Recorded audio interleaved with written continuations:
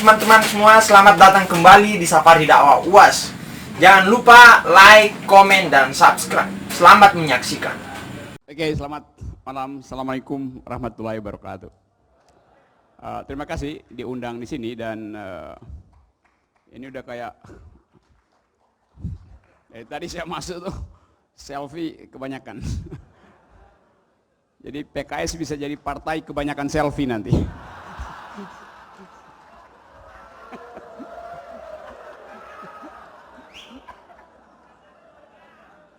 Padahal slogan PKS, no PKS, no sejahtera. Oke, saya baru dari airport jadi masih agak limbung karena seharian 2 hari di Jawa Timur muter-muter di banyak perguruan tinggi sambil dapat berita bahwa saya dipanggil besok ke polisi itu. Saya nggak tahu itu dungunya dungu atau itu kategori keempat ya, dungu yang tak tahu bahwa dia dungu itu. Alamatnya di mana tuh? Jadi alamatnya yang bersangkutan di depan Monas.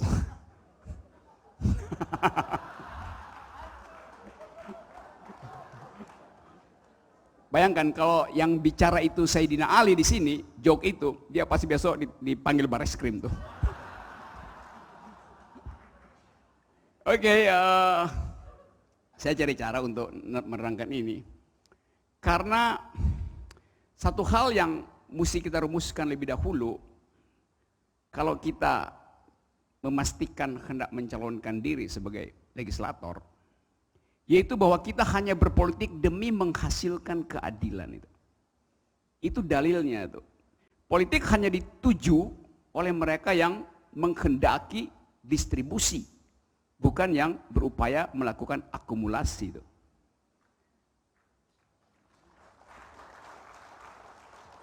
Jadi kalau saya terangkan bahwa keadilan itu pasti menghasilkan kesejahteraan hanya bila keadilan itu berdimensi distribusi, bukan akumulasi. Nah, saya merasa tune in, fit and proper dengan teman-teman di PKS. Saya sudah berapa kali ngomong di PKS. Karena saya nggak mungkin berbohong ketika mengucapkan sesuatu. Kalau ILC itu tempat saya ngibul. Kalau PKS tempat saya bertobat itu.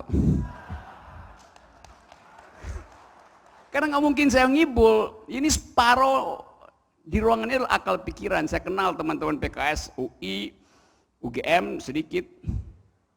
Yang PhD, doktor teknik tapi mau bicara politik. Macam-macam tuh. Oh ini Mas Agus dari UGM ya.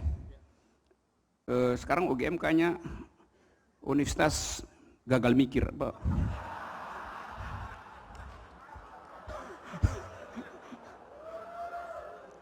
Itu air-air ini yang dulu keren mikirnya tuh. Nah teman-teman sekalian, saya membayangkan bahwa politik ke depan adalah pertandingan argumen. Generasi milenial akan mengisi politik ini dengan kecepatan berpikir. Karena itu kita harus membayangkan apa yang akan terjadi, misalnya 10 tahun ke depan, yang harus dipersiapkan legislasinya. Kita mau jadi legislator kan, kita mempersiapkan legislasi ke depan. Bukan untuk kepentingan yang membuat, tapi untuk kepentingan mereka yang akan menerima konsekuensi dari legislasi itu 10 tahun ke depan, minimal 10 tahun ke depan. Supaya kita bisa menghasilkan undang-undang yang tidak akan di judicial review. Sekarang anggota DPR tuh bangga kalau undang-undang yang dikritik, silahkan judicial review. Loh saya kalau malu kalau produk mineral saya dinyatakan oleh lembaga konsumen itu mengandung virus. Ini DPR sekarang doyan membawa undang-undangnya direview di Mahkamah Konstitusi, artinya mengandung virus. Undang-undang yang bagus seharusnya terhindar dari judicial review. Jadi kalau setiap kali saya dengar di berita, kalau tak setuju dengan undang-undang silahkan judicial review. Itu artinya undang-undangnya tidak sempurna, artinya banyak cacat. Yang bikin itu pasti kategori 4, dungu yang tak tahu bahwa dia dungu tuh. Jadi saya tidak ingin itu terjadi, karena itu kita bayangkan apa yang akan terjadi di 10 tahun ke depan. Membayangkan apa yang akan terjadi 10 tahun ke depan artinya membayangkan bahwa yang sekarang tidak boleh ada di 10 tahun ke depan itu. Rezim hari ini tidak boleh ada di 10 tahun ke depan. Saya cuma terangkan logikanya ya. Karena kita ingin ubah. Oleh karena itu kita mesti definisikan keadaan hari ini apa.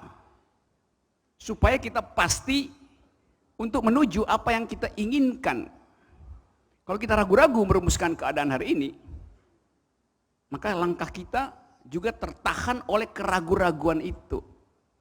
Saya ingin mengatakan bahwa keadaan hari ini harus dirumuskan sebagai kondisi awal dari berakhirnya sebuah kecongkakan itu.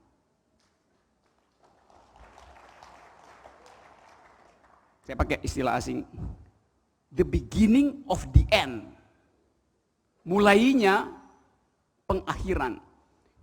Kalau ini spektrumnya, dia udah di sini nih, the beginning of the end. Artinya nggak mungkin lagi balik. Turning point-nya udah selesai.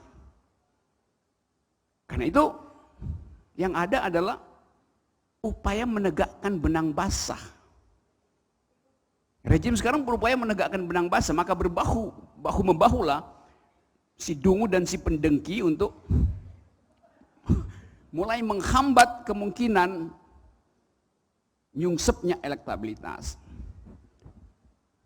Dan itu kita baca dalam kecemasan rejim hari-hari ini. Rejim mengalami apa yang disebut rejim fatigue atau metal fatigue kalau belajar ilmu teknik. Besinya itu udah fatigue, udah lelah. Jadi nggak mungkin lagi dibikin lurus, dia yang melengkung-melengkung untuk akhirnya patah gitu. Keadaan sekarang adalah begitu.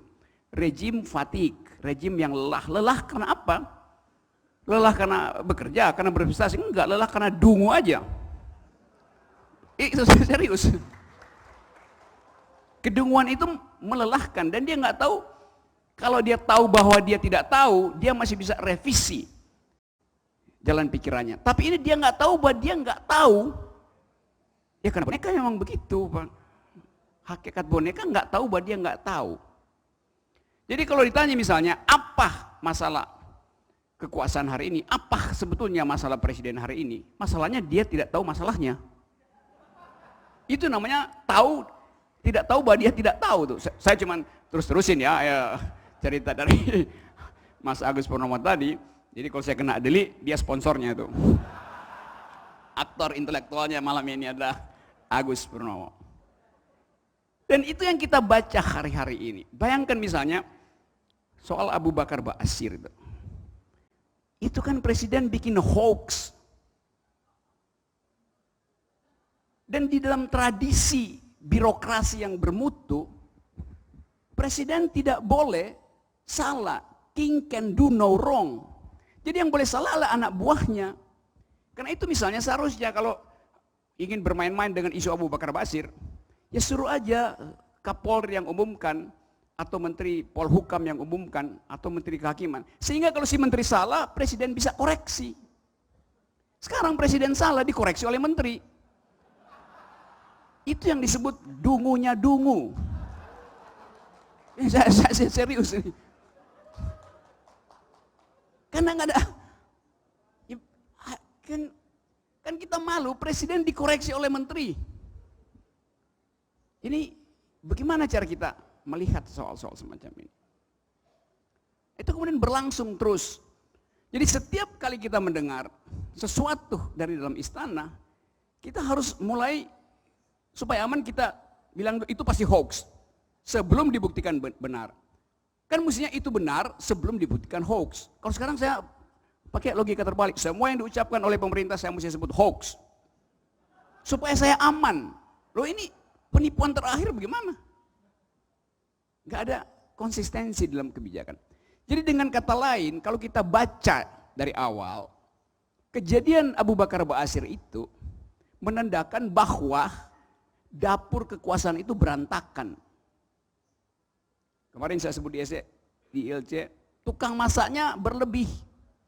Kokinya ada di mana-mana. Semuanya ikut nyampur. Akibatnya tumpah, nggak jelas isinya dan bahkan tumpah karena semua orang berebut untuk ikut memasak. Too many cooks spoils the broth, kata pepatah Inggris. Terlalu banyak tukang masak membuat sup itu tumpah. Tumpahnya ke kolam lagi. Jadi itu kondisi kebijakan publik kita hari ini. Yang memburuk karena orang tidak mau berpikir. Karena memang dalilnya adalah kerja, bukan pikir. Dari awal memang kita sudah bisa lihat akibatnya. Karena pemerintah harus punya konsep. Harus punya akal sehat itu. Kita mesti pastikan bahwa yang memimpin Indonesia nggak boleh orang sederhana. Karena problematika ini rumit, maka kepalanya mesti banyak variabel, kompleks kepalanya.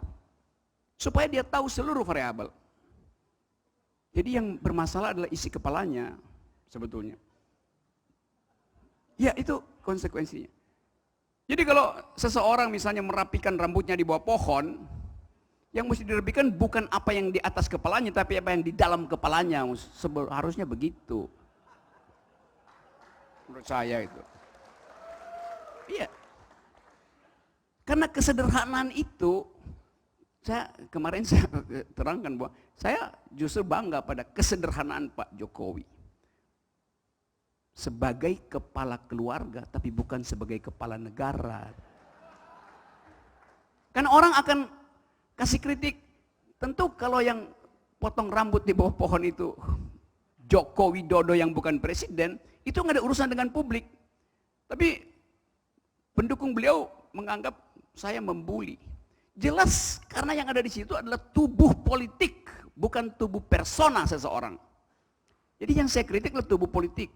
Konsekuensi dari potong rambut di bawah pohon, ada kamera di situ. Kalau dia privat mengapain ada kamera? Itu logikanya. Karena itu dia jadi sasaran kritik. Karena ada kamera maka dia pasti seseorang yang selebriti. Maka dia dikritik. Sama dengan selebriti, kalau minta di foto-foto, oh jangan foto saya, ini privat. Karena you selebriti, maka you dikejar-kejar oleh publik justru. Jadi itu konsekuensinya. Saya aja bukan selebriti dikejar-kejar sama publik, bagaimana? Nah itu soalnya. Yang pertama adalah di dalam rangka kita mengkonsolidasi pikiran hari ini, kita mesti mampu membedakan mana tubuh politik, mana tubuh privat. Pak Jokowi sebagai tubuh privat, saya hormati integritas moral dan integritas tubuhnya. Saya nggak akan sentuh bagian itu. Tapi ketika dia muncul di publik, tandanya ada di dalam pemberitaan media massa. Artinya yang muncul adalah tubuh politiknya. Kita kritik tubuh politiknya. Dalam tubuh politik ada kepentingan politik. Dalam tubuh politik ada proposal politik. Dalam tubuh politik ada pandangan politik. Itu yang kita kritik. Itu soalnya.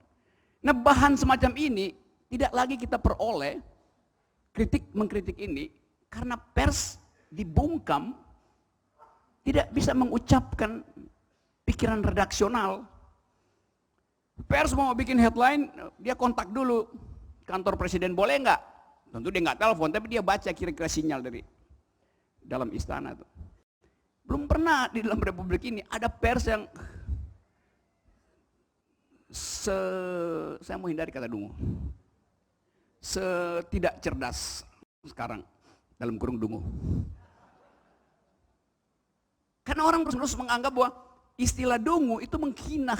Saya bilang saya nggak menghina orang, saya pakai kata dungu untuk menunjukkan fallacy di dalam reasoning. Jadi gagal nalar itu yang disebut dungu. Nggak ada orang dungu, yang ada cara berpikir dungu. Karena saya percaya bahwa akal sehat itu, pikiran rasional itu, kemampuan untuk membaca masa depan itu, justru diberikan sama rata, sama rasa oleh alam semesta, oleh Tuhan pada setiap manusia. Kita berbeda diberi kemampuan mengakumulasi ekonomi, kemampuan mengolah tubuh, bentuk tubuh, segala macam berbeda.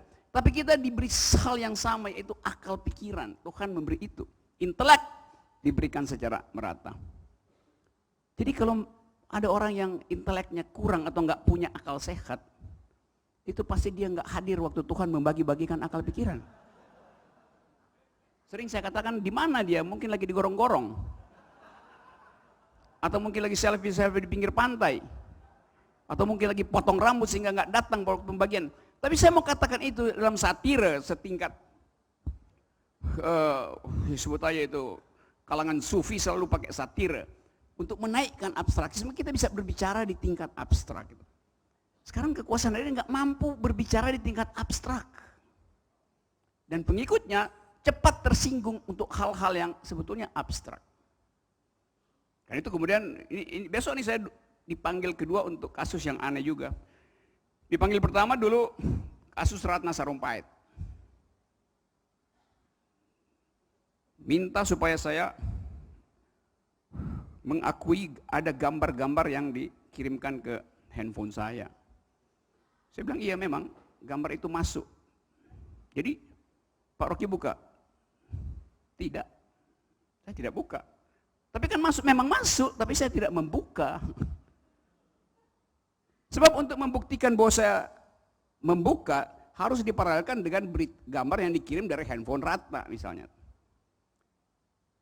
Tapi ngotot, saya bilang waktu kejadian itu terjadi di Jakarta, saya ada di ketinggian 5.600 di Rusia, di Gunung Elbrus. Saya ganti SIM card. Jadi pasti barang itu masuk. Tapi saya baru buka di Jakarta setelah saya tukar SIM card lagi. Kan itu logikanya tuh. Jadi saya nggak tahu. Tapi nama Pak Rocky ada di dalam daftar undangan segala macam itu. Pers nanya juga begituan. Saya bilang ya bisa aja orang tulis nama saya, tapi saya nggak ada, faktualnya saya nggak ada. Cek aja paspor saya. Saya lagi naik gunung, kan hobi saya naik gunung, politik ya sampingan aja. Jadi kita ada di situ, di dalam upaya untuk memastikan bahwa kalau kita ingin melakukan perubahan total dengan memilih jadi legislator, artinya kita ingin membuat regulasi yang menurut kita lebih berkeadilan dan lebih mensejahterakan itu. Karena itu kita mesti batalkan dalil hari ini.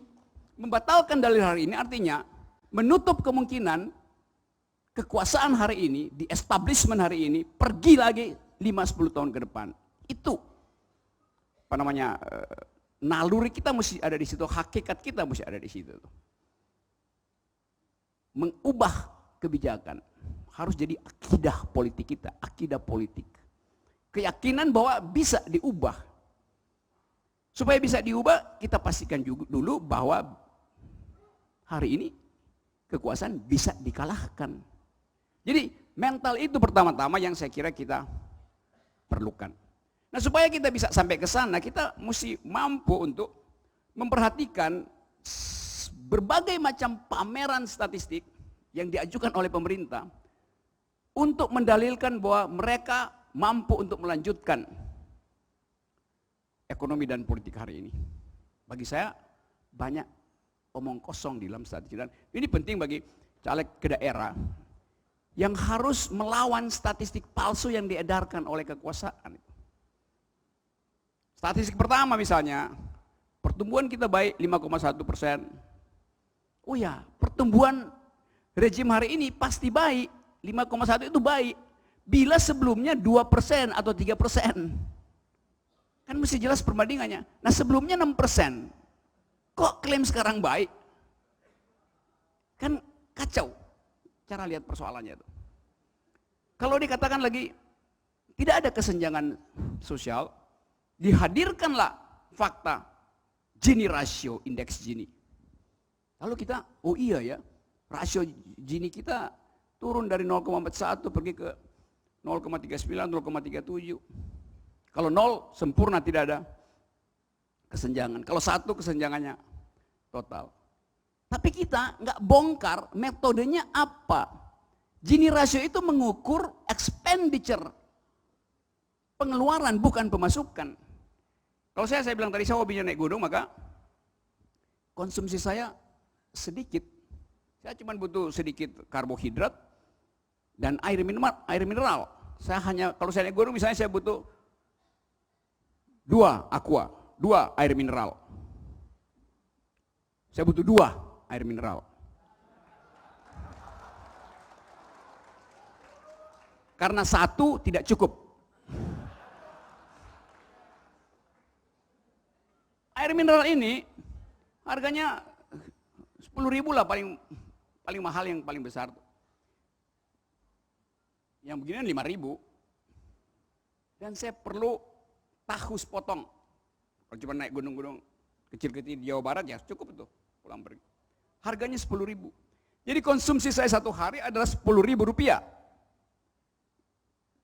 Saya nggak mau gendut, supaya bisa naik gunung saya hemat karbohidrat.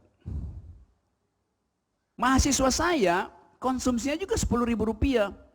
Karena pagi-pagi uang 5.000 dia beli soto Madura, tapi nasinya dibanyakin sama kuahnya.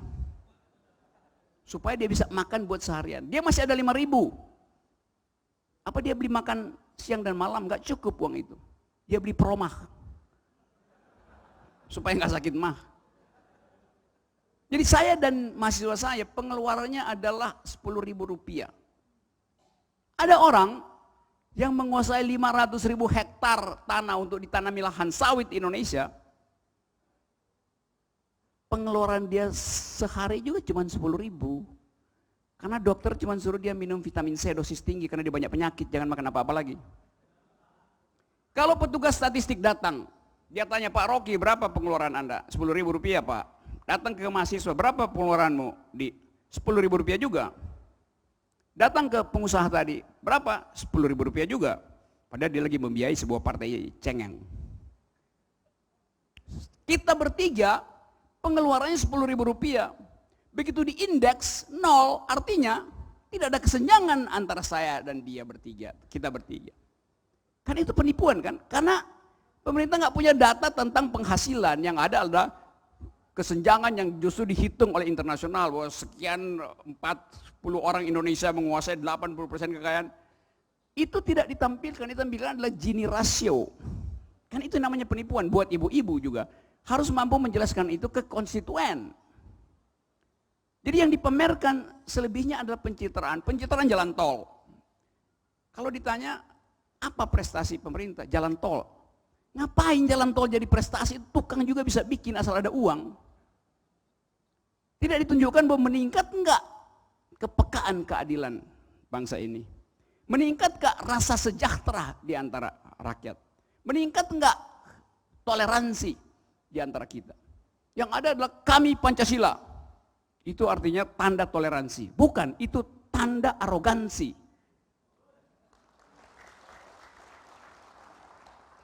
Jadi kita lihat pameran sehari-hari. Waktu jalan tol tembus Jakarta Semarang, Pak Jokowi ngomong di televisi bahwa dia senang bahwa dia bisa menempuh Jakarta Solo sepanjang 300 sekian kilometer hanya dalam waktu 6 jam. Itu yang jadi headline media massa. Kenapa tidak dibongkar logika sebaliknya? Bahwa selama 6 jam perjalanan beliau dengan 100 rombongan, bahkan lebih pasti, pas pampresnya pasti udah 100. Dalam perjalanan 6 jam itu, ada 20 warteg di Tegal yang tidak disinggahi oleh rombongan dan tidak dapat pendapatan.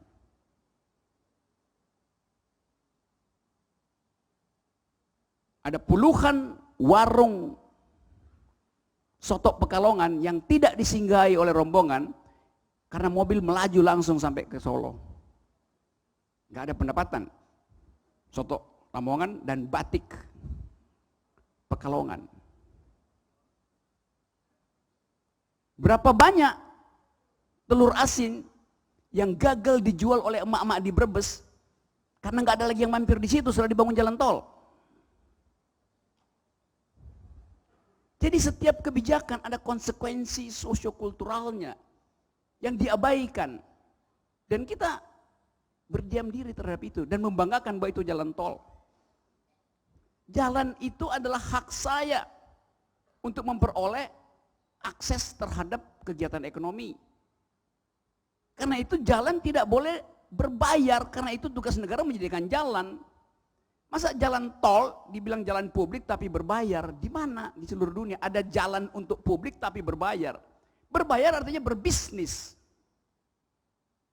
Jadi negara menipu saya dengan mengatakan ini jalan negara untuk kamu, tapi bayar ya. Tugas negara menyediakan infrastruktur. Apalagi kalau konsepnya ini untuk memudahkan mobilisasi supaya puskesmas di daerah, kalau ada ibu hamil cepat dibawa ke ibu kota, karena itu mesti ada jalan tol. Loh, jalan tol itu namanya backbone, tulang punggung. Harusnya ada rusuknya dulu, baru disebut tulang punggung. Sekarang rusuk itu, yaitu jalan-jalan daerah itu bolong semua. Apalagi kalau saya misalnya muter-muter di hutan Jawa Barat, Garut, pantai selatan itu, rusak minta ampun jalan itu. Jadi bayangkan ada jalan tol Sukabumi, tapi jalan dari Malimping, rusuk-rusuk itu rusak. Kalau ada ibu dari desa Ciketi misalnya, mau pergi ke jalan ke Bogor,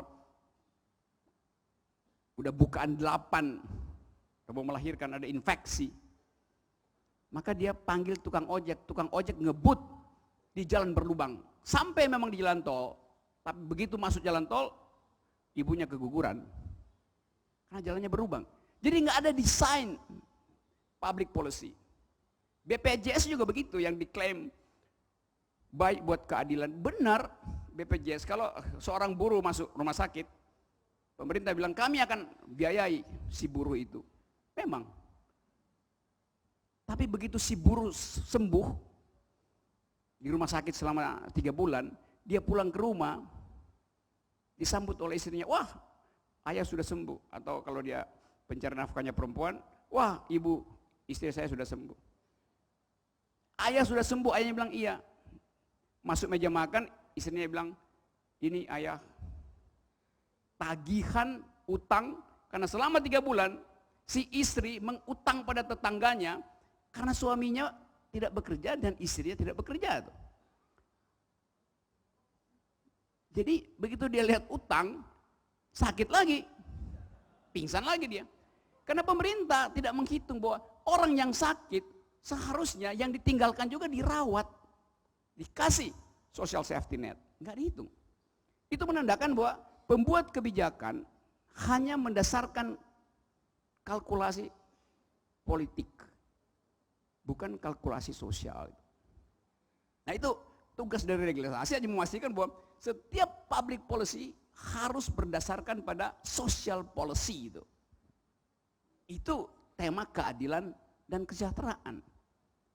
Kebijakan publik harus berbasis pada analisis efek keadilan dan efek kesejahteraan. Yang sekarang sifatnya adalah kuantitatif,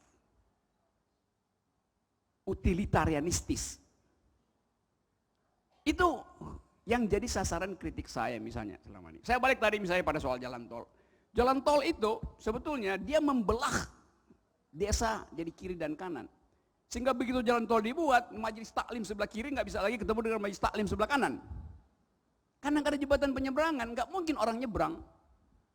Jadi keakraban bernegara, berwarga negara justru dibelah oleh jalan tol. Seorang pemuda di desa sebelah selatan putus pacar dengan yang ada di desa sebelah utara karena jalan tol. Mereka tinggal romansnya itu, romantiknya pakai WA, lama-lama habis pulsa, putuslah. Jadi harus diuji setiap kebijakan, pasti ada ekses, bukan sekedar efek, ekses sosiokulturalnya. Itu soalnya. Jadi saya ingin berpesan bahwa para kader PKS pasti datang dari pendidikan menengah atas, bahkan pendidikan tinggi terbanyak. Juga harus menggugat publik supaya jangan menerima kebijakan sosial, kebijakan politik atau public policy yang tidak berdasarkan pada social policy. Justru karena saudara-saudara menganut ideologi keadilan dan kesejahteraan, justice and welfare itu. Itu dasarnya, justice and welfare. Karena itu, saya sangat setuju istilah keadilan dikaitkan dengan politik. Karena dulu ilmu politik itu adalah the highest of all sciences. Ilmu yang tertinggi di antara ilmu-ilmu. Karena ilmu politik adalah ilmu untuk mendistribusikan keadilan. Dan keadilan itu bisa bervariasi dari satu negeri ke negeri lain, dari satu kampung ke negeri. Jadi si politisi itu betul-betul harus cerdas. Kalau saya belajar ilmu teknik, saya bisa bikin bangunan semacam ini. Orang lain bisa bikin hal yang sama hanya dengan 2 rumus misalnya. Berapa kekuatan konkretnya, fondasinya berapa, safety factornya berapa, konstruksinya melengkung atau datar, gampang dihitung. Kalau konstruksinya datar, berarti saya mesti pakai banyak pilar. Kalau melengkung saya cuma butuh 4 tiang. Karena lengkungan itu sendiri sudah menahan beban itu. Itu gampang rumusnya. Tapi rumus tentang keadilan rumit. Karena kita mesti pastikan bahwa begitu kita menyebut keadilan, masalah distribusi itu langsung ada di kepala kita tuh, mendistribusikan keadilan. Dan hanya mereka yang berakal kuat, yang punya atensi dan dimensi etis yang kuat, yang mampu untuk menghasilkan keadilan. Itu halaman ke-2 dari contekan saya yang hilang. Sekarang saya pakai, saya nggak bawa PowerPoint ya, karena biasanya yang pakai PowerPoint nggak punya power, nggak punya point. Jadi, oke, saya masuk ke lembar ketiga tentang masa depan. Setiap kali kita masuk di tahun politik, kita berdebat tentang apa yang mesti kita hasilkan di masa depan. Apa yang harus kita hasilkan di masa depan. Artinya kita mesti mampu membaca masa depan. Itu pentingnya kandidat presiden atau legislator harus punya pandangan visioner. Visi misi itu kalau dia kuat, dia nggak ada di teks, dia ada di kepala. Sehingga nggak perlu bawa teks untuk mengucapkan visi misi. Justru karena itu fondasinya memandang ke depan. Tapi kalau kita mau memandang ke depan, kita mesti punya alasan, dan alasan itu mesti terhubung dengan apa yang ada di belakang. Jadi politik adalah remembering the past dan reinventing the future. Politik menghubungkan antara masa lalu kita dan masa depan kita. Itu tuntutan legislator, mampu melihat ke depan. Sekarang hari-hari ini kita nggak lihat ada pemimpin yang mampu melihat ke depan, masa depan, dia mampu melihat ke depan. Dia hanya mampu melihat podiumnya untuk mengintip contekan.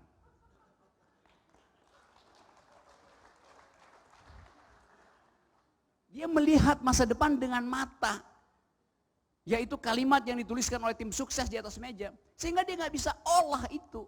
Padahal masa depan harus dilihat dengan akal, dengan konsep, dengan abstraksi. Itu soalnya. Kalau kita bayangin bisa 10 tahun ke depan, mungkin politik kita akan mengalami banyak perubahan. Karena perubahan konsep warga negara. Kalau Anda misalnya belajar banyak teman PKS belajar di UP, di UPenn, di Pennsylvania misalnya, atau di Maryland, di negara bagian Maryland, ada aturan di situ bahwa binatang piaraan harus dimasukkan dalam kartu keluarga. Jadi kalau anak Indonesia belajar di sana, kos pada ibu kos orang Maryland, dia lihat-lihat kok di rumah ini cuma ada 3 orang, bapak ibu kosnya dan dia, karena anak si rumah kos mungkin lagi dinas ke Bali atau Papua. Lalu dia bertanya, saya lihat ibu cuma ada 3 orang di rumah ini, kenapa? Kartu keluarganya tertulis 6 nama. Karena ada kewajiban bahwa kucing piaraannya harus diberi nama, dimasukkan kartu keluarga. Burung piaraannya harus dimasukkan kartu keluarga. Ular yang dipiara, ular yang cantik itu harus dimasukkan kartu keluarga. Itu aturannya. Kan ada prinsip bahwa harus berlaku adil. Semua yang Anda piara di dalam rumah harus mendapatkan hak yang sama dengan Anda. Mau dia binatang, mau dia apa, karena Anda klaim bahwa dia ada dalam rumah, berarti dia anggota keluarga, berarti dia mesti dirawat, diurus. Kalau ditelantarkan maka dikasih pidana. Jadi anggota keluarga kita termasuk binatang piaraan kita. Konsep yang mungkin masih absurd, tapi lama-lama itu akan masuk dalam pembicaraan publik. Siap nggak anggota legislasi untuk membayangkan regulasi baru yang mengatur kartu keluarga dengan kondisi semacam itu? Itu kita bayangkan. Nah, kecemasan masa depan juga harus bisa dipikirkan oleh seorang presiden. Kecemasan terhadap masa depan. Kalau kita klaim misalnya bahwa setiap kali Presiden Joko Widodo mengatakan kita bisa maju melompat ke depan ke arah industri 4.0. Benar, sebagai impian itu bagus. Pertanyaannya, bagaimana caranya kita bisa berkompetisi 10 tahun ke depan supaya masuk di dalam industri 4.0 itu, industri generasi keempat, bila faktanya hari ini ada 7 juta anak balita yang dalam 10 tahun ke depan akan jadi milenial mengalami nutritional stunting, kekurangan gizi itu. Anak yang periode formative years-nya, balita itu, kekurangan protein, kekurangan zat besi, otaknya akan menyusut 20%. Itu keadaan fisiologis begitu. Otak yang tidak disuplai oleh nutrisi pasti mengkerut. Sejumlah sel tidak bisa diaktifkan. Nah, mereka yang akan compete dengan anak Vietnam, anak Thailand, anak Singapura 10 tahun ke depan, omong kosong. Jadi kebijakan itu kacau. Karena pemerintah lebih memilih membeli aspal daripada membeli susu buat bayi. Hak rahim ibu untuk memperoleh protein diabaikan oleh kekuasaan. Karena yang mau dipamerkan adalah proyek instan. Kita nggak mungkin memamerkan otak generasi milenial ke depan karena terlalu lama. Nah, itu pamerkan aja infrastruktur, jalan tol. Jadi itu penghinaan terhadap tugas konstitusi yang diberikan oleh para founding person kita, cerdaskan kehidupan bangsa. Bagaimana mungkin anak yang otaknya menciut bisa menjadi cerdas? Bahkan bukan sekedar otaknya menciut, begitu dia lahir, dia sudah dibebani 30 juta rupiah hutang negara. Jadi dia udah otaknya menciut, harus bayar utang lagi 10 tahun ke depan. Bagaimana caranya? Kalau kita mau berpikir radikal, kita mesti bayangkan itu. Bandingkan dengan bayi yang baru lahir di Kuwait atau di Qatar, begitu lahir langsung dapat 200 juta dari pemerintah. Karena pemerintah ingin menginvestasikan masa depan pada si bayi. Karena dia tahu bahwa masa depan tergantung pada kesehatan rahim ibu. Karena generasi tumbuh dari rahim ibu. Kalau di sini justru terbalik, emak-emak justru yang minta keadilan, bukan dapat keadilan dari negara. Kalau kita mau belajar real politics, kita nggak baca buku Duverer atau buku Peter Berger. Kita nggak perlu baca John Rawls, John Locke untuk mengetahui apa itu keadilan. Karena keadilan adalah apa yang ada di WA emak-emak dari pagi sampai malam. Itu dibicarakan di situ. Politik dibicarakan di WA grup emak-emak. Karena itu otentik. Tidak palsu. Karena itu keadilan dan kesejahteraan dimulai dari kecemasan perempuan, emak-emak, sejak dia bangun pagi sampai dia tidur malam.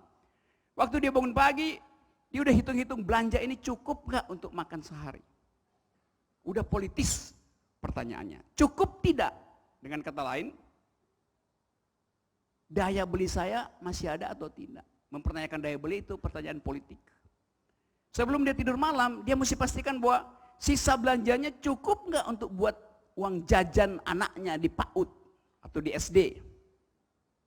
Jadi 24 jam ibu itu, emak-emak ini hidup dalam kecemasan politis. Bukan kecemasan eksistensial, ini kecemasan politis. Karena kegagalan negara untuk menjamin harga. Tapi besok kita baca koran, pemerintah bilang harga-harga turun kok, nggak ada inflasi. Ya memang turun karena nggak ada yang beli. Logikanya begitu. Kalau saya tidak membeli karena tidak mampu membeli, harga pasti turun. Dan itu yang saya sebut gagal dibicarakan oleh kaum akademis, kaum intelektual, bahkan oleh pers. Saya berapa minggu lalu tuh di Banyuwangi, di bandara, seorang ayah tiba-tiba memaksa. Saya pikir dia mau selfie, enggak, dia cuma mau salaman dan ingin bicara. Saya bilang, kenapa Pak? Begini Pak Rocky, saya datang mau ke Jember, saya orang Jember, dan saya jadi petani sawit di Palembang, tapi saya asli orang Jember. Saya ingin bawa pulang 2 anak saya, 3 anak dia sekolah di Jawa Timur. Dan dia bingung di airport, dia mau katakan apa pada 2 anaknya yang akan dia bawa pulang, karena dia nggak mampu lagi untuk membiayai kuliah anaknya. Tadinya dia bilang, saya yakin bahwa saya bisa kuliahkan 3 anak saya di Jawa Timur, di daerahnya. Karena hitungannya harga sawit itu 2.500, 3.000, sekarang tinggal 700 perak Pak. Bagaimana saya mesti terangkan pada anaknya, dia mesti terangkan pada anaknya. Pasti bapak ini udah diskusi dengan ibunya. Ibunya pasti menangis. Tapi bapak itu masih berupaya akal sehat. Apa keterangannya Pak Rocky?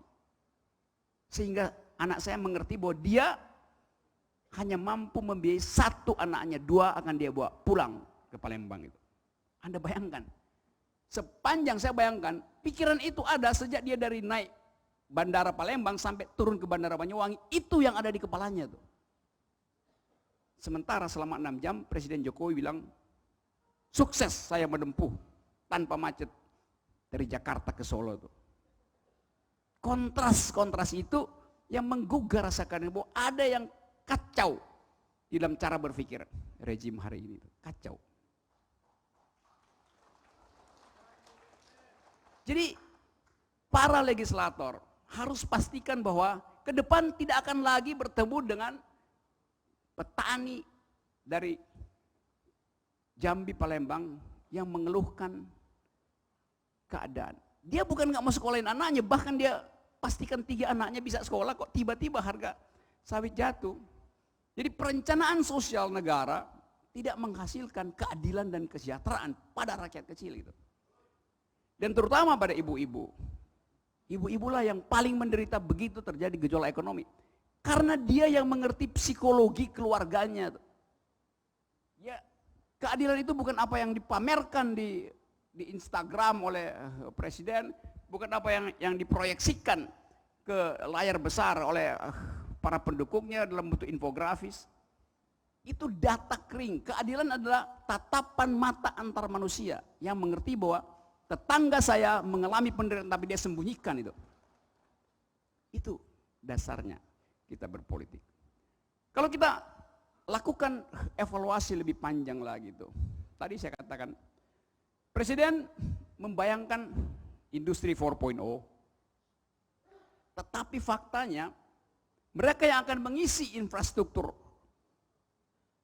peradaban 10 tahun ke depan tidak mampu untuk mencukupi kebutuhan otaknya sendiri. Jadi bisa dipastikan bahwa kita bisa punah dalam persaingan politik. Jadi kalau nggak mungkin bangsa ini punah. Kenapa? Karena NKRI harga mati. Ya itu slogan. Faktanya begini hari ini.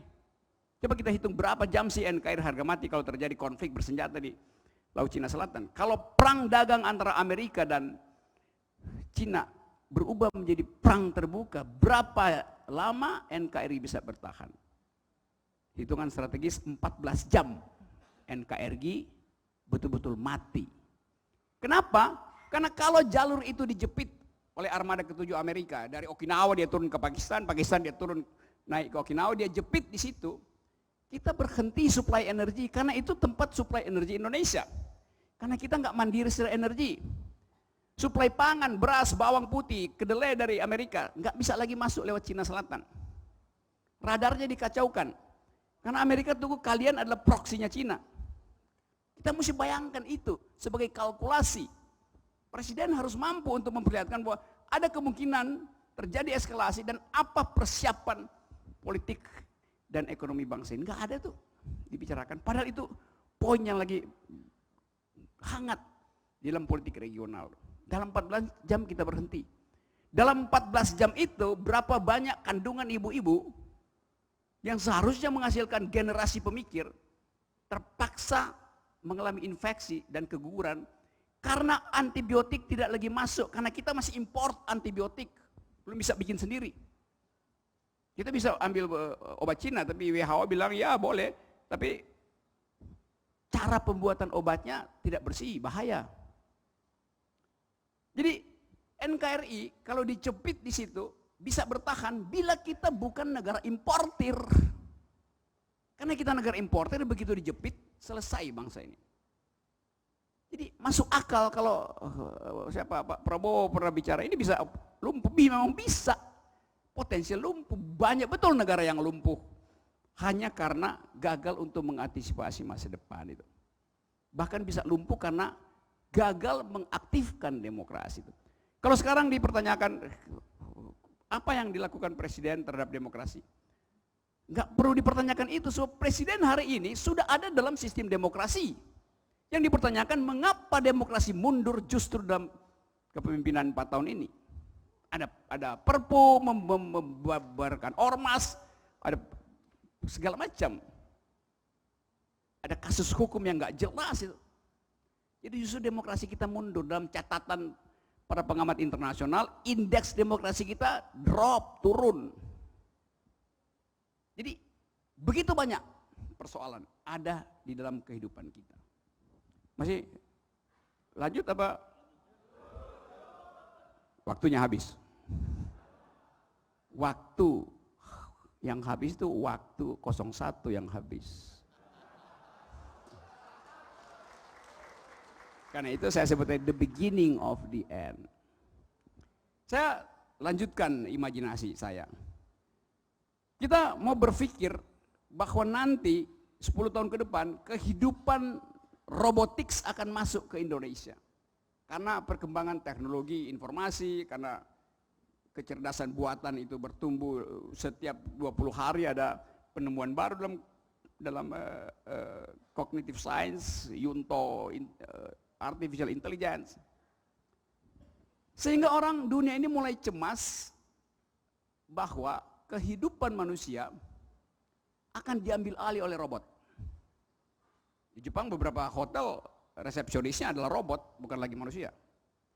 Jadi kita cemas bahwa hidup kita akan dikendalikan oleh robot. Kecemasan itu membuat seorang anggota parlemen mengundang, parlemen Inggris, mengundang seorang robot ke ruang parlemen, ruang anggota DPR, sidang DPR, lalu robotnya ditanya, menurut Mas Robot, atau Bro Robot, ini kejadian serius, apa nasib manusia atau bagaimana nasib kami manusia 10 tahun ke depan? Si anggota parlemen berpikir robotnya akan bilang kalian akan punah 10 tahun ke depan. Kami akan kuasai komputer, industrial design, segala macam kami akan kuasai. Tapi si robot bilang begini, kami bangsa robot justru khawatir kami akan punah bila kami tidak mampu mengadopsi bagian etis, estetis, dan afektif dari manusia. Karena kami robot mampu membuat komputasi luar biasa, tapi rasa keadilan tidak mungkin kami peroleh tanpa bantuan manusia. Kami tidak paham apa itu rasa keadilan. Keadilan kami paham, itu pembagian matematik di kepala. Distribusi utilitarian kami paham. Tapi keadilan itu adalah sentuhan antar hati, tatapan antar mata, pertemuan antara batin. Itu keadilan. Bagian itu tidak dimiliki oleh robot. Robot itu menjawab secara lancar tanpa teks.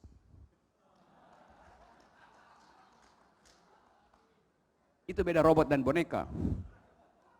Jadi kita membayangkan bahwa hidup ke depan kita mesti berbagi kegiatan dengan aktivitas robotik itu. Kita khawatir kita nggak mampu mengkomputasi pikiran, karena sekarang komputer super terbaik itu bisa lakukan komputasi 20 triliun miliar, jadi 20 miliar triliun aktivitas matematik dalam 1 detik. Kemampuan kecepatan komputasi. Tapi saya katakan tadi, kalau begitu partai keadilan sejahtera hapus saja, kan robot bisa lakukan pembagian matematik di kepala. Tapi welfare dan justice adalah bagian rohani dari manusia yang tidak bisa sekedar diandalkan dari APBN itu. Itu duduk perkaranya. Jadi saudara-saudara, saya menaruh harapan bahwa ada sebuah partai yang sejak reformasi saya kenal didesain dengan akal pikiran, dengan metode partai modern itu. Dan berupaya untuk memperlihatkan ulang bahwa ada harapan pada negeri ini bila politik dikendalikan oleh akal sehat. Menjadi politisi yang smart artinya mengucapkan dalil keadilan dari dalam kalkulasi batin pertama-tama, baru dibikin model-model ekonomi. Kan itu yang kita inginkan, kita ingin lihat hari ini di dalam banyak pertemuan. Nah sekali lagi, masih banyak hal kita masih bisa diskusi kecil, mungkin setengah jam itu. Tapi saya ingin yakinkan bahwa perubahan harus terjadi. Supaya kita hentikan segala macam omong kosong statistik dan pameran kesederhanaan yang dibuat-buat itu. Sekali lagi, teman-teman di PKS dibebani oleh sejarah justru karena kalian memakai istilah keadilan dan kesejahteraan. Terima kasih. Terima kasih, Pak. Terima kasih, Prof. Ini saya tidak cukup memiliki kapasitas untuk merekam semuanya. Jadi yang tertangkap itu cuma 2 gitu. Jadi PKS itu satu sisi jangan kebanyakan selfie, yang keduanya Bapak Ibu sekalian, keadilan dan kesejahteraan itu asalnya dari hati. Kalau kata Pak Kiai kita dulu, Prof, itu i'dilu huwa aqrabu littaqwa. Jadi adilah kamu karena itu lebih dekat kepada ketakwaan. Sebenarnya ini general, ini akal sehat. Jadi kalau kemudian tidak menghubungkan antara keadilan, kesejahteraan dengan ketakwaan, itu sejenis kedunguan. Wih, kok ngulangi lagi. Bapak Ibu sekalian, kita beri kesempatan untuk bertanya. Ini ada 6 blok, Prof. Jadi 6 blok. ada 6 blok, 1, 2, 3, 4, 5, 6 blok. Biasanya memang kita harus menghormati perempuan karena hanya ada first lady, tapi tidak ada second lady, first lady. Jadi kalau di PKS ada guyon begini, Prof. Jadi kalau pemerintah itu suka menyalahgunakan Gini rasio. Kalau di Jogja ini suka diplesetan jadi bini rasio. Sebelah ibu-ibu dulu silakan.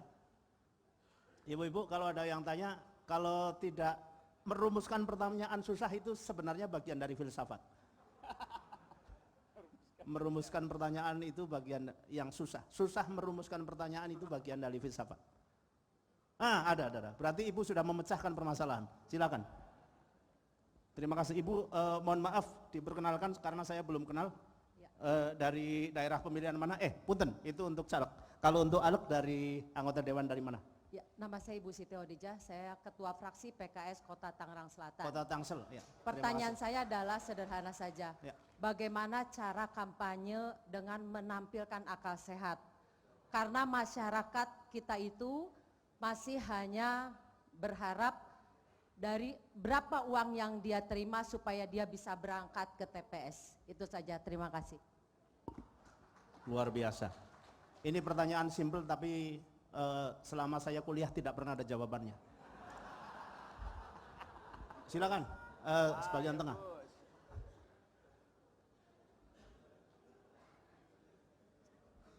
Jadi justru survei dari UGM, Prof, jurusan ilmu politik itu makin kesini makin banyak yang seperti itu. Nah, silakan Pak. Assalamualaikum warahmatullahi wabarakatuh. Waalaikumsalam. Selamat malam Pak Rocky. Mendengar pemaparan Abidin dari Sumbawa Barat, Sumbawa Barat, Nusa Tenggara Barat. Iya, banyak orang pintar dari sana. Iya, termasuk saya insya Allah.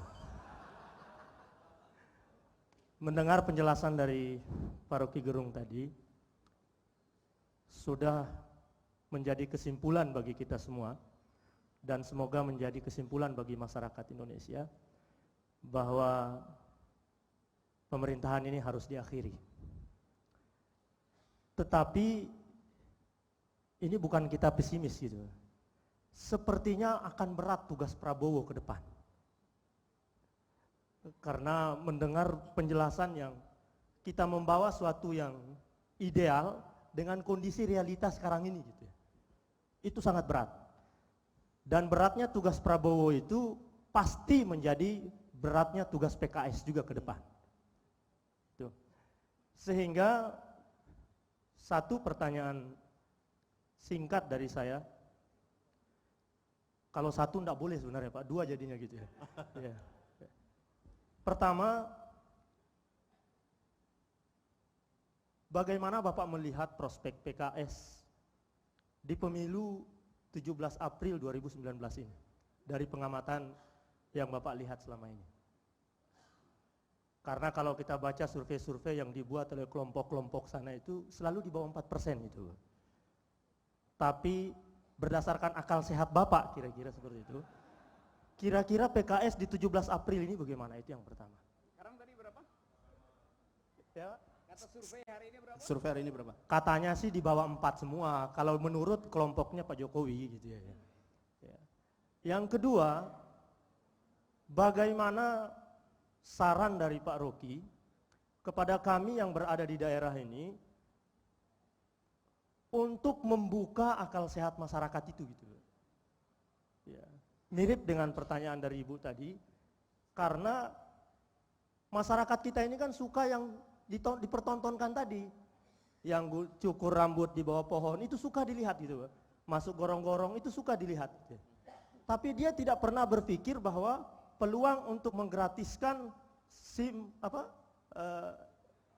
STNK dan lain sebagainya itu tidak dipikir bahwa itu akan masuk dalam pemikiran jangka panjang. Jadi mungkin ini dua hal ini yang saya butuh penjelasan dari Bapak. Terima kasih. Assalamualaikum warahmatullahi wabarakatuh. Waalaikumsalam. Berikutnya, pertanyaan berikutnya, ada lagi? Tidak ada? Ini yang pakai seragam kepanduan? Kepanduan atau bukan? Kepanduan. Silakan sebelah sana dulu, Pak siapa? Mik. Ini ada bocoran Pak. Ini bocoran sebelum beliau menjawab, ada bocoran firasat dari langit. Jadi kalau presiden yang pernah sekolah ke luar negeri itu tidak bakat otoriter. Lanjut Pak, silakan pertanyaan. Terima kasih. Salam hormat Prof. Ditunggu kedatangannya di Kerinci lagi. Oh Kerinci, sudah sampai Iya, Kerinci, pernah Pak? daki gunung Kerinci sama-sama. Jadi saya melihat ada dua fenomena. Saya tidak tahu ini dari Tuhan atau alam kan. UAS dan Rocky Gerung. Dan mudah-mudahan ini juga pertanda bahwasanya Siapa tadi? Lili UAS. UAS Oh salah, itu Ustadz Abdul Somad. itu Ustadz akal sehat, UAS.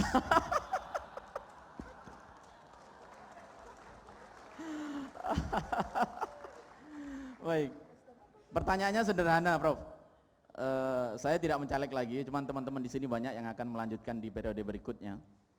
Menurut Prof, Presiden akal sehat di Republik anti dungu, kira-kira isu apa yang sekiranya strategis untuk kita bawa, kita perjuangkan? Saya walaupun gak nyalek juga akan tetap berjuang bersama-sama teman-teman. Artinya kita butuh isu yang simple, karena saya lihat Prof ini pintar membuat kata-kata yang masuk dan menjadi viral gitu. Mohon dipikirkan ya Prof.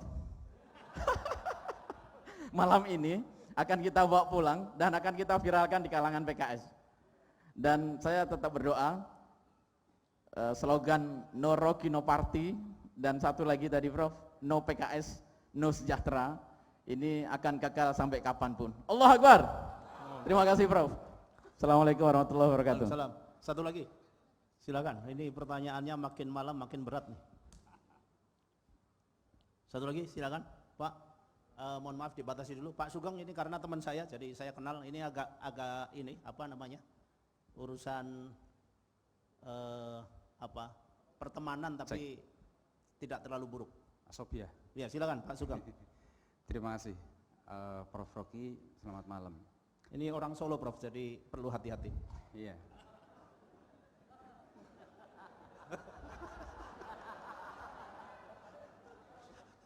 Barusan saya mengupload di Facebook sebuah gambar.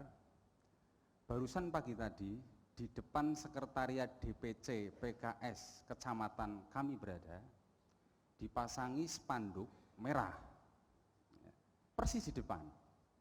Padahal di Solo itu ada peraturan wali kota yang melarang hal itu, radiusnya 50 meter minimal gitu. Jadi yang membuat peraturan adalah wali kota yang merah, spanduk yang terpasang juga adalah spanduk yang berwarna merah. Jadi saya berkesimpulan ini kedunguannya kayaknya kok merata gitu, Bro. Dari bawah sampai ke atas gitu. Dari atas sampai ke bawah. Lah, kita itu kan pingin ya kalau punya rival itu yang cerdas gitu loh, Prof. Jadi kalau berantem, kalau bertempur dengan orang yang cerdas, kita jadi ikut cerdas. Tapi kalau berantem sama orang yang tidak cerdas, mohon maaf, kita jadi ikut-ikutan nggak cerdas juga kadang-kadang gitu. Nah, itu satu sisi. Sisi yang lain, kita ada optimisme bahwa 2017, sebagaimana Prof tadi katakan, adalah the end, beginning of the end. 2019, Mas. 2019. Permulaan dari sebuah akhir. Amin. Kita berharap itu terjadi gitu. Dan ketika itu terjadi, Prof, pertanyaan saya adalah akan kita apakan satu sistem yang kemudian di dalamnya berisi sesuatu yang membuat kita punya rival nggak cerdas gitu loh, Prof. Apakah babat habis atau seperti apa? Itu pertanyaan saya, matur suwun. Terima kasih. Langsung, Prof, dipersilakan. Oke, dari yang belakang tadi itu, yang terakhir itu, yang cemas karena ada warna merah di depan kantornya. Merahnya apa? Merah darah apa merah pucat? Saya kira itu merah pucat. Tapi pelajarannya adalah bahwa saudara cemas dengan konstruksi pasca 17 April nanti itu. Seperti apa bangunan itu? Kecemasan itu mengandaikan bahwa daya tempur kita hanya terbatas memenangkan presiden, bukan mengisi kursi kabinet itu. Padahal kita mesti satu kali lihat persoalan itu. Sebab kalau kecemasan itu kita bawa dari depan ke hari ini, justru itu membuat kita merasa ada semacam pesimisme di dalam gerakan politik. Apalagi kalau Anda diganggu oleh survei ya kalian 4% itu. Saya yakin kan setelah saya bicara di sini paling nggak naik 7% tuh. Tapi hanya bila apa yang saya ucapkan di sini juga di copy paste dalam bahasa yang lebih daerah, sehingga pikiran saya dan teman-teman di sini tidak sekedar beredar di antara WA grup, tapi pikiran ini, contoh statistik tadi, contoh akal bulus tadi harus diceritakan tiba di pos ronda desa terakhir dari dapil saudara. Tiba pada mahasiswa yang lagi belajar di kota-kota kabupaten yang akan mereka ceritakan pada orang tua mereka ketika mereka liburan akhir pekan. Itu maksudnya diseminasi pikiran itu. Kalian lebih, saya nggak mungkin hafal cultural outlook dari setiap daerah atau bahasanya, tapi kalian punya kemampuan untuk menerjemahkan dalam bahasa lokal itu. Jadi harus pastikan bahwa apa yang kita bicarakan di sini tiba di dapil yang desanya paling terpencil. Yang kita ucapkan di sini harus juga bisa didengar oleh mertua, oleh bekas istri, oleh calon pacar. Itu caranya mengubah literasi, mengubah narasi menjadi eksekusi. Dieksekusi jadi suara. Nah kadang-kala kita gugup untuk mengatakan pada tetangga kita bahwa ada yang salah dalam pengelolaan jalan tol. Bisa tanya, udah berapa kali ibu naik jalan tol? Jalan tol itu bukan buat ibu, bukan buat Anda. Tapi buat kelas atas yang bisa membayar. Tunjukkan bahwa nanti dalam kalkulasi ada ketidakmampuan orang membayar jalan tol untuk pulang mudik dan akan balik ikut jalan Pantura itu tuh. Udah barusan bikin kalkulasi. Karena nggak mungkin. Karena dia berhitung bahwa kalau saya mesti bayar 800.000 sampai ke Surabaya, mending saya berdesak-desakan karena saya masih bisa makan sedikit-sedikit selama perjalanan tuh.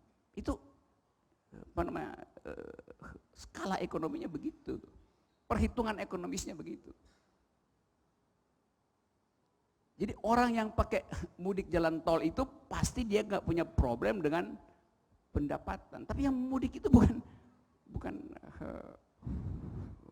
orang berkecukupan semua. Jadi pikiran itu mesti dihasilkan. Karena itu dari sekarang investasikan ideologi keadilan dan kesejahteraan, terjemahkan dalam modul-modul kecil itu.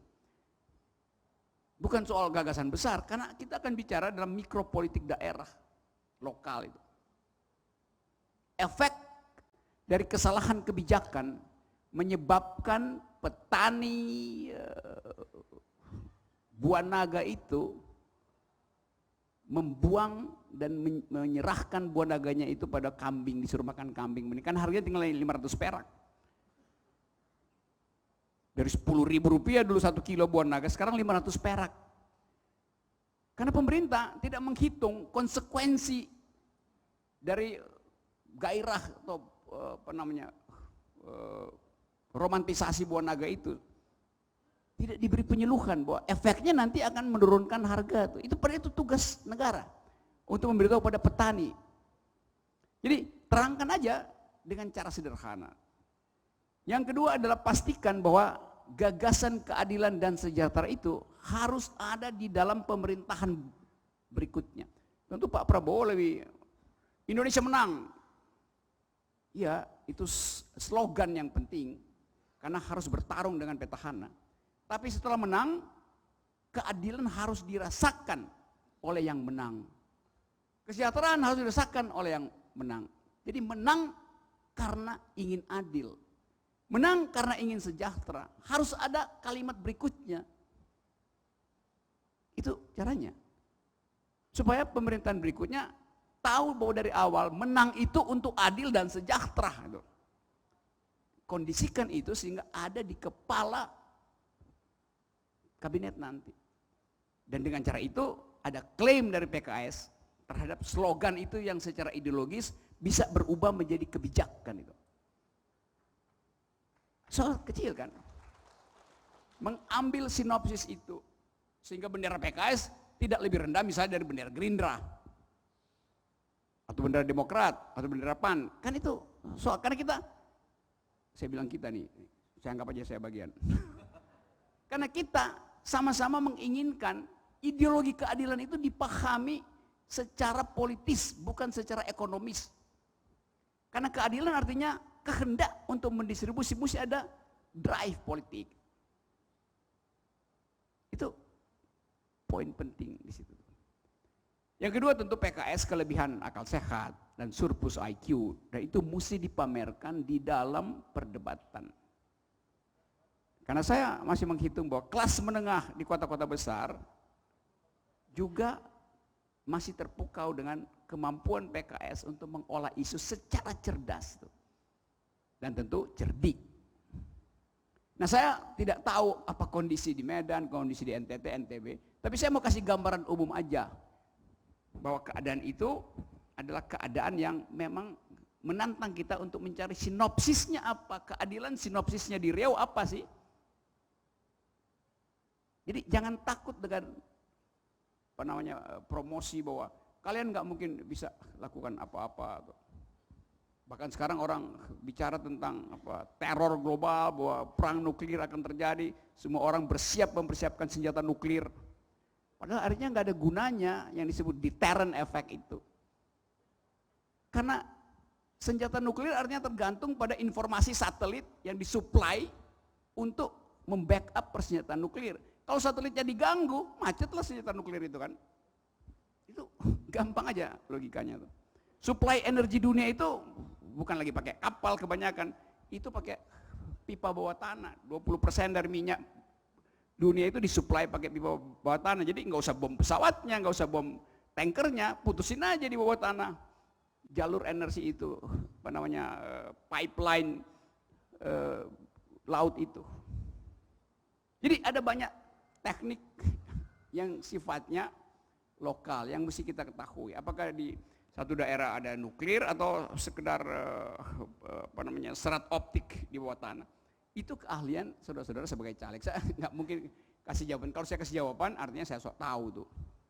Karena saya mesti kasih jawaban 27 provinsi begini-begini, itu nggak mungkin. Dan tidak ada gunanya. Tapi saya percaya bahwa sikap mesti diambil. Jadi mentalnya bukan apakah saya pesimis atau saya optimis. Saya mesti jawab, saya determinis. Tidak pesimis, tidak optimis, saya determinis. Artinya, saya akan melangkah. Jadi, hanya itu energi mental kita. Karena kita menginginkan tidak ada kelanjutan dari pemerintahan yang dungu, dari pemerintahan yang tidak mampu menghasilkan keadilan. Karena itu, kita ambil alih momen itu, supaya ideologi kita, jalan pikiran kita diucapkan dan diberlakukan 10 tahun ke depan minimal. Jadi itu soalnya tuh. Lalu apa tadi ya? Sama ya pertanyaannya. Masih penasaran? 2 lagi. Silakan Pak. Sebelah belakang sama sebelah sini. Kalau ini saya kenal Pak Amir Liputo. Soal money politics saya tambahkan. Money politik. Memang itu menghantui kita, tapi saya baca riset terakhir dari satu lembaga survei yang terandal. Kesimpulannya begini, money politics masih akan berlangsung, tetapi efeknya tinggal 30%.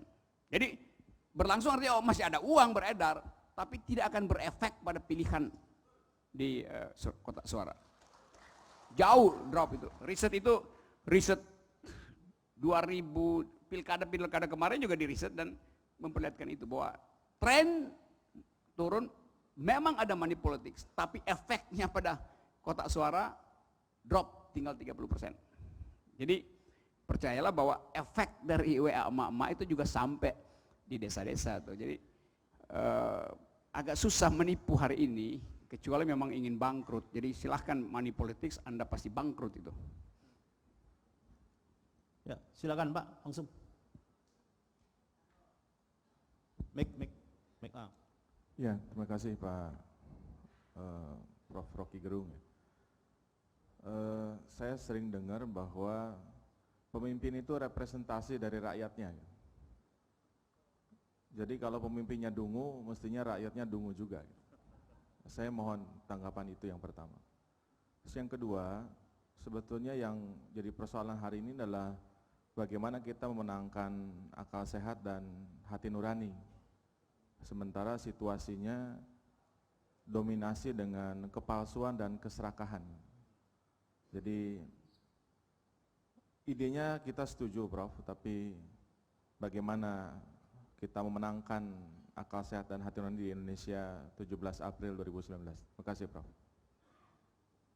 Iya, masih satu lagi Prof.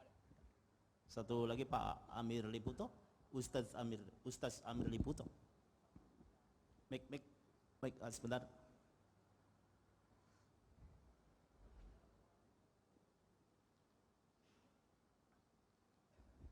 Terima kasih. Assalamualaikum warahmatullahi wabarakatuh. Waalaikumsalam. Selamat malam Pak Rocky. Kapan ke Manado? Kami tunggu. Sama-sama orang Manado. Itu orang bersaudara. Saya akan mulai dengan pernyataan seperti ini. Sejak Prof. Rocky muncul di TV dan di berbagai narasumber, orang kemudian melihat ada lompatan pemikiran terhadap Republik ini ke depan. Bahwa ada sesuatu yang perlu kita akhiri dan kita memulai dengan sistem yang baru, dengan orang yang punya kapasitas dan kapabilitas yang lebih mumpuni untuk mengelola negeri ini dengan berbagai tantangan. Dikaitkan dengan pernyataan Prof malam hari ini, menjadi sebuah pertanyaan bagi kami adalah, bukan tidak ada orang itu, banyak.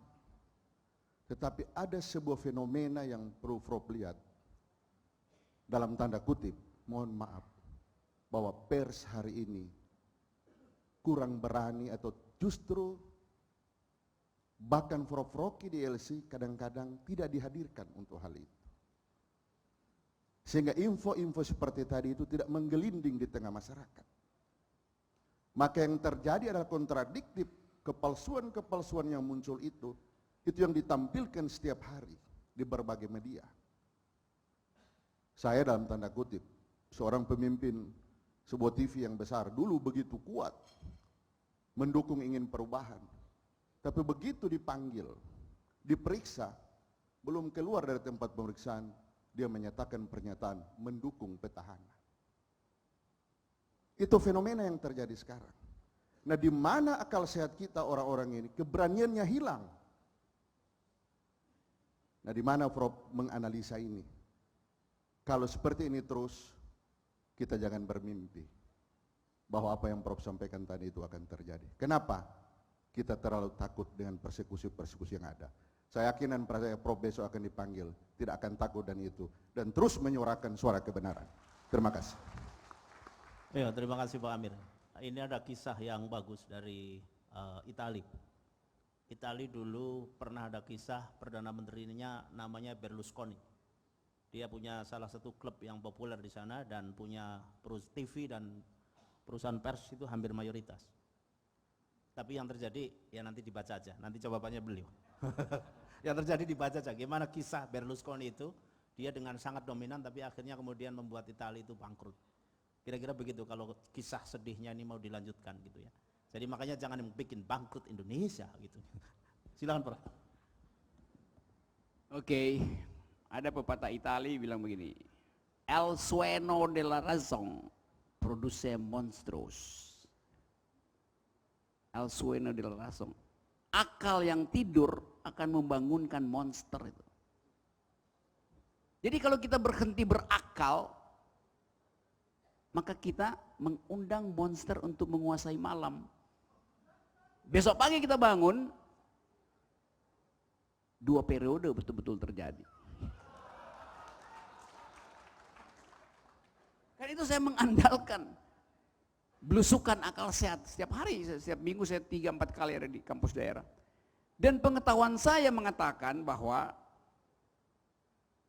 rejim ini gak mampu menahan akal sehat itu. Karena dia gak bisa baca undercurrent isu. Kalau ada survei, nah itu yang selalu disebut undecided votersnya berapa sekarang?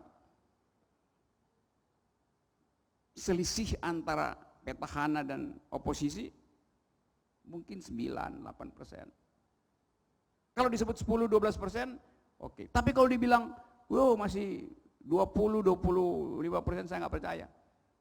Kecuali margin of errornya 100. Karena kecemasan petahana diucapkan setiap hari, terbaca di dalam kegugupan dan kegagapan beliau itu.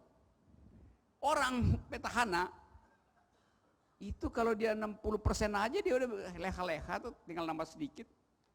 Apalagi itu kalau 70% tuh, nggak usah kampanye udah menang. Ini setiap hari muter kemana-mana, harus pasang warna merah pucat di depan bendera saudara, merah tapi pucat itu. Ajaib kan? Dan berusaha untuk mengendalikan opini publik. Ahmad Dhani dipanggil segala macam, dihukum, toh nggak berhasil. Karena nggak mampu mendeteksi arus bawah. Kemarin saya di Jawa Timur, mungkin nanti seminggu lagi tuh. Dokter-dokter berniat dengan nekat untuk mendeklarasikan diri mendukung oposisi. Di ujung pandang udah terjadi segala macam. Saya kasih ilustrasi supaya ada sedikit optimisme saudara-saudara. Beberapa bulan yang lalu saya kasih kuliah umum di sebuah, saya nggak sebut aja, di Jawa Barat ini, kota di Jawa Barat, di depan ASN, pagi-pagi habis upacara pagi Senin, mungkin ada 1000 orang di satu aula sebesar ini. Saya heran kenapa saya diminta untuk ngasih kuliah umum. Jadi saya bicara hal yang normatif, ya, teori birokrasi, soal global issue, financial crisis segala macam, Brexit, keadaan. Oke, saya bicara. Lama-lama ada yang protes, Pak bicara tentang hal yang real dong di Indonesia tuh. Oke, salah ini sedikit-sedikit. Satu waktu ketika break, sebelum sesi break itu, seperti di komando, ada yang bilang, Pak sesi kedua kita bicara tentang ganti presiden. Yang ngomong tuh ASN, pakai baju coklat-coklat. Serius. Jadi diam-diam ada semacam pemberontakan yang sunyi. Hanya karena ketakutan pada birokrasi, pada aturan, maka dia diam aja. Jadi kalau datang surveyor, pilih siapa? Dia diam. Surveyor nggak bisa baca sesuatu yang ada di bawah meja. Itu sialnya pemerintah yang mengendalikan politik ASN. Karena ya orang jengkel, masa nggak boleh bicara politik 24 jam kalau Anda ASN? Padahal ASN itu, pegawai negeri sipil itu ada status administratif, bukan status politik. Dia pertama-tama adalah warga negara, baru jadi pegawai negara, itu filosofinya. Pegawai negara adalah melayani negara. Berapa jam? 24 jam? Enggak, 8 jam aturan birokrasi. Enggak ada orang bilang kan pegawai negeri harus 24 jam. Itu aturan yang enggak boleh ada karena melanggar undang-undang perburuhan atau tenaga kerja yang diakui oleh sistem internasional. Orang cuma boleh bekerja 8 jam sehari. Kalau dokter kerja 24 jam, artinya separuh dari pasiennya mati. Karena dokternya nggak bisa fokus untuk bedah dan jahit ulang. Disuruh bedah ginjal, yang dia bongkar adalah prostat. Ya salah. Jadi itu soalnya tuh. Pemerintah nggak bisa baca. Ini angkat begini aja. Dari dulu saya juga begini terus kalau megang mic kan. Kalau ngajar begini karena saya ingin sekaligus you. Jadi begini aja. Tapi kalau Anies bikin begini kena penalti dia. Padahal sebetulnya kalau kita belajar sedikit ilmu fisika, gerak itu adalah kontinum dari momen. Momen pertama untuk bikin begini adalah, jadi kenapa nggak foto ketika begini, kan justru menguntungkan rejim kan? Kenapa nunggu foto yang begini? Kalau dibilang Anies begini misalnya, saya bilang kalau saya saksi Ali, coba gerak lambatnya. Jadi sebetulnya begini itu gerak lambatnya menit, detik sebelum begini, detiknya ini.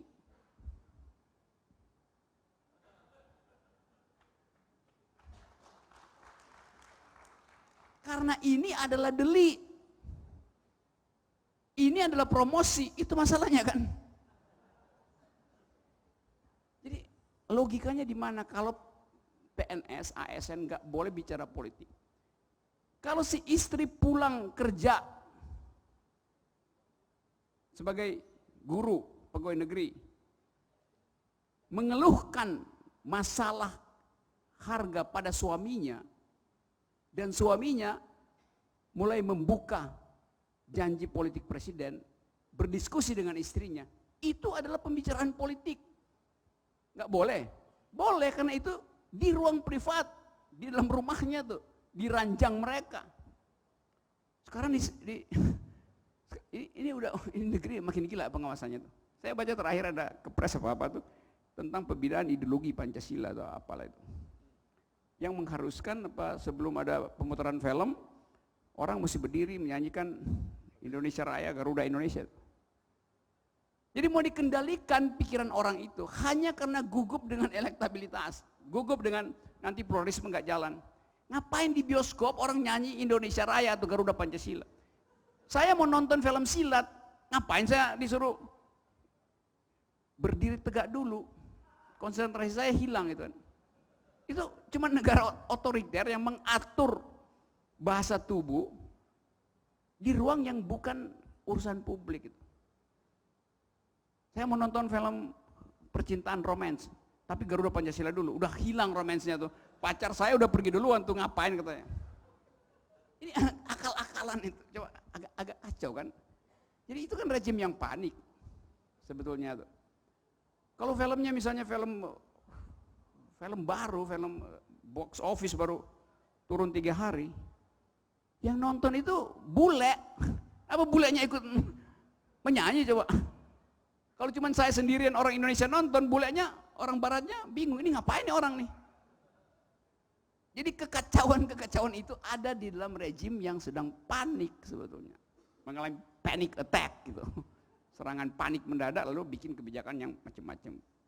Saya nggak tahu apa itu diiakan sebagai usulan, tapi membayangkan itu aja saya kira udah karena orang kirim atau itu hoax ya oke.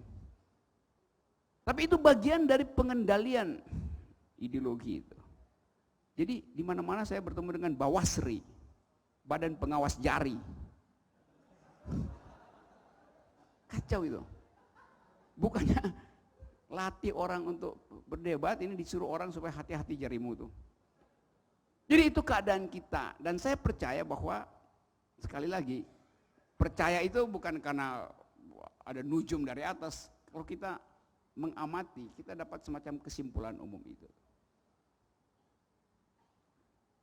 Bahwa the beginning of the end itu memang sedang berlangsung, the beginning of the end, dan pemerintah kelabakan untuk mengatasi, karena nggak ada sesuatu yang bisa dibanggakan. Nah, coba apa aja, ekonomi nggak ada yang bisa dibanggakan, pertahanan segala macam lemah segala macam. Saya kemarin debat dengan seseorang dari petahana, dia tuntut saya untuk beri dong apresiasi pujian. Ya apa yang mau saya puji? Dia ngotot, kan Pak Rocky analisanya lebih tajam dari saya, puji dong. Kalau analisis lebih tajam, Anda lebih tumpul, ngapain minta saya pro analisis Anda gitu. Kan ada, iya. Kita mengevaluasi sesuatu yang dijanjikan. Tapi kalau presiden melakukan hal yang dia janjikan, dipujikan. Ya nggak perlu dipuji, karena kita bayar dia untuk melakukan itu tugasnya. Kan masa saya puji sesuatu yang saya bayar itu. Kalau dia lakukan sesuatu melampaui itu, nah saya kasih pujian. Dia jadi hero, dia melakukan sesuatu beyond the call of duty. Melampaui tugasnya itu. Kita kasih pujian. Sama karena Pak mahasiswa, Pak saya dapat A, kasih pujian dong. Emang skalanya dari berapa? Dari E ke A.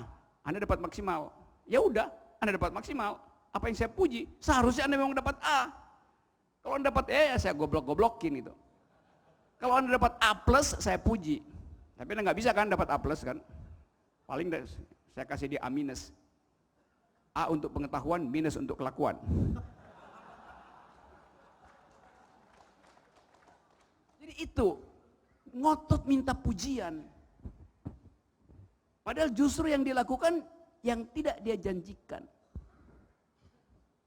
Ngapain kita puji sesuatu yang dilakukan tidak dia janjikan? Jadi itu yang disebut kekacauan pikiran di bangsa ini. Nah sekali lagi, PKS punya peralatan metodologis justru karena saudara-saudara datang dari tradisi berpikir akademis.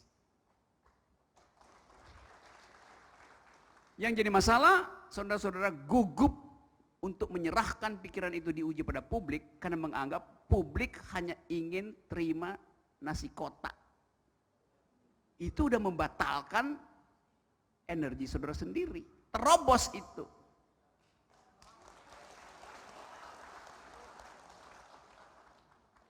Oke, saudara-saudara, saya kira provokasi saya udah banyak. Tapi saya selalu percaya bahwa kekuatan argumentasi bisa ditumbuhkan di pos ronda desa terakhir.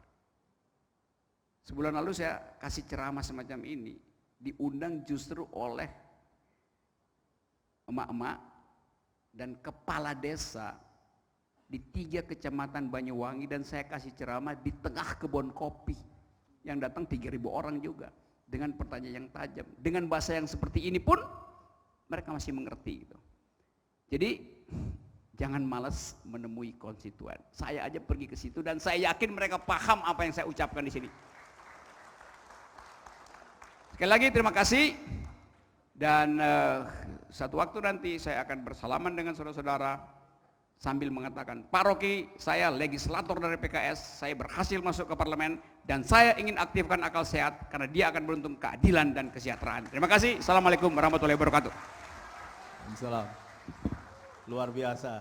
Bapak Ibu sekalian, untuk pengantar, ini penutup ya, kalau pengantar memulai, penutupnya itu ada satu ungkapan ini, wisdomnya Nabi Muhammad ini Prof.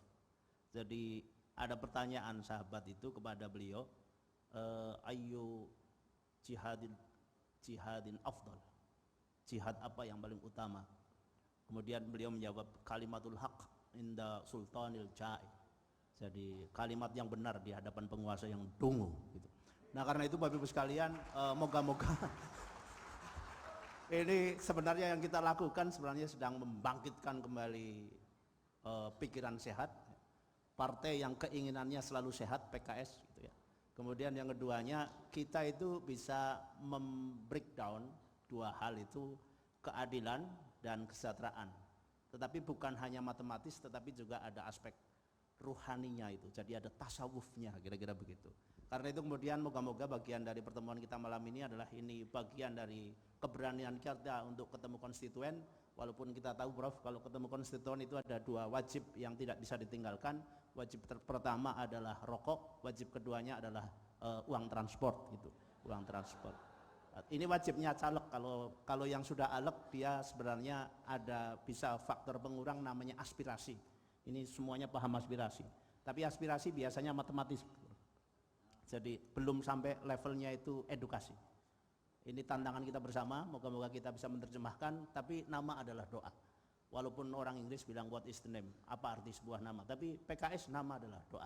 Karena itu Bapak Ibu sekalian, marilah kita akhiri forum malam ini yang luar biasa ini. Moga-moga akal sehat kita tetap terjaga. Dan ada tambahan Prof? Ya, saya mengucapkan terima kasih sekali lagi, dan yang saya ucapkan beberapa menit atau sejam ini adalah kepedulian saya terhadap keadaan negeri ini. Dan itu saya share supaya jadi kepedulian kita bersama, yaitu keadilan itu. Seorang filsuf Aljazair bilang begini, namanya Albert Camus, justice is not a gift from a state or a leader, but a possession to be won every day by the effort of each and the union of all. Keadilan itu bukan hadiah dari negara atau pemimpin, tapi hak yang harus diperjuangkan setiap hari oleh kekuatan masing-masing dan oleh kebersamaan kita semua. Itu yang seharusnya jadi energi untuk menghasilkan ulang Indonesia. Saya kira ini penutupnya. Jadi kita akhirnya dengan